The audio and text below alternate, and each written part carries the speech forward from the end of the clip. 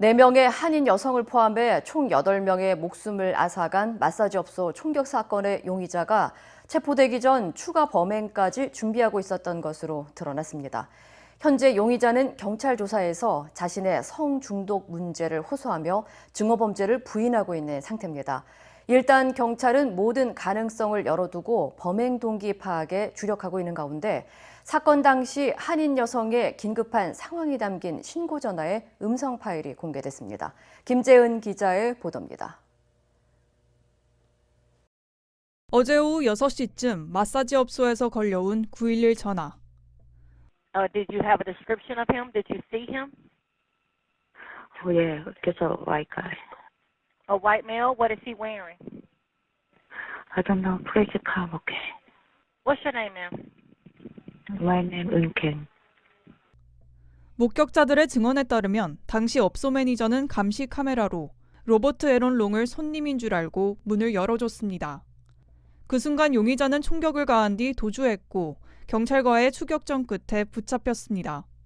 롱은 당시 비슷한 범죄를 저지르기 위해 플로리다주로 이동 중이었다고 밝혔습니다. 그러면서 이번 사건은 인종과 관련이 없다며 자신의 성중독 문제를 해결하기 위해서였다고 주장했습니다. He apparently has an issue, what he considers a sex addiction, and sees these locations as something that allows him to go to these places, and it's a temptation for him that he wanted to eliminate. 특히 롱은 과거에도 2차례의 성중독 치료를 받은 것으로 알려졌습니다. 치료센터에서 함께 지낸 룸메이트는 용의자가 마사지 업소를 자주 방문했고 성중독 문제로 괴로워했다고 밝혔습니다. 범행 동기는 아직 오리무중이지만 경찰은 아시안에 대한 증오범죄일 가능성도 배제하지 않고 수사를 진행 중입니다. This is a man who murdered 8 people in cold blood, so it's very difficult to believe what he says. It's difficult to ignore the fact that many of the victims were Asian. All of the victims in Atlanta were Asian, in fact, and that he targeted these Asian massage parlors. 조지아주 법에 따르면 인종차별적인 동기가 없어도 자신의 욕구를 해결하기 위한 성행위 역시 증오범죄에 속합니다. 만일 성중독 근절을 위해 여성을 고의로 겨냥하거나 희생양으로 삼았다는 정황이 드러나면 증오범죄가 추가로 적용될 수 있습니다. 총 8건의 살인 혐의와 1건의 가중폭행 혐의로 기소된 로버트 에런 롱은 현재 체로키 카운티 구치소에 구금돼 있으며 내일 법정에 출두할 전망입니다. MBC 뉴스 김재. 애틀랜타 마사지업소 총격 사건 범행 동기를 놓고 논란이 일고 있는 가운데 사건을 수사하는 경찰이 용의자에게는 안 좋은 날이었다고 말해 비난을 사고 있습니다.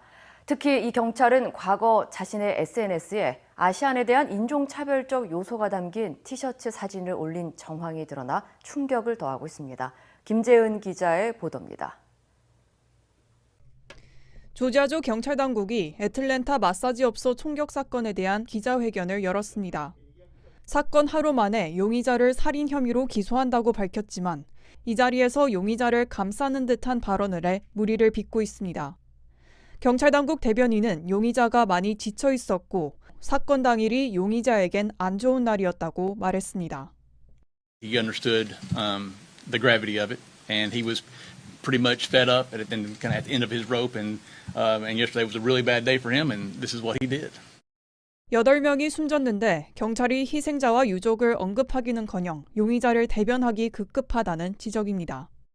I couldn't believe that a police captain was recounting the bad day that the killer had without a shred of empathy for the really bad day that the 8 victims and their families had, the incredible grief that the whole community is going through. And this is the kind of thing that makes people question law enforcement and whether they are really there for the people that they're supposed to be protecting. 특히 해당 경찰은 최근 자신의 페이스북에 인종차별적인 표현이 담긴 티셔츠 사진을 공유한 정황도 드러났습니다. 티셔츠엔 차이나로부터 수입된 바이러스라는 문구와 코비드-19이 적혀 있었으며 맥주 브랜드 코로나를 연상케 하는 디자인이 인쇄됐습니다. 이를 본 누리꾼들 사이에서 논란이 커지자 해당 게시물은 곧 삭제됐습니다. 하지만 누리꾼들은 물론 한국계 의원들도 경찰이 다름 아닌 인종차별주의자라며 사퇴를 촉구했습니다. He sounds more like a spokesperson for the killer. This is something where we should not be trying to try to downplay what happened. We should be speaking about it with the rawness of which it is, which is a mass murder. 논란이 커지자 체로키 카운티 셰리프국은 성명을 통해 대변인의 말이 잘못 해석됐다며 이런 표현으로 아픔을 들여 후회스럽다고 발표했지만 사임에 대한 언급은 없었습니다. 이런 가운데 오늘로 예정됐던 용의자의 첫 법정 출석은 취소된 것으로 전해졌습니다. 용의자는 변호인을 통해 서면으로 출석 포기 의사를 밝혔지만 정확한 이유는 알려지지 않았습니다. 한편 조 바이든 대통령은 이번 애틀랜타 연쇄 총격 사건 희생자를 기리기 위해 오는 22일 조기 개양을 지시했습니다.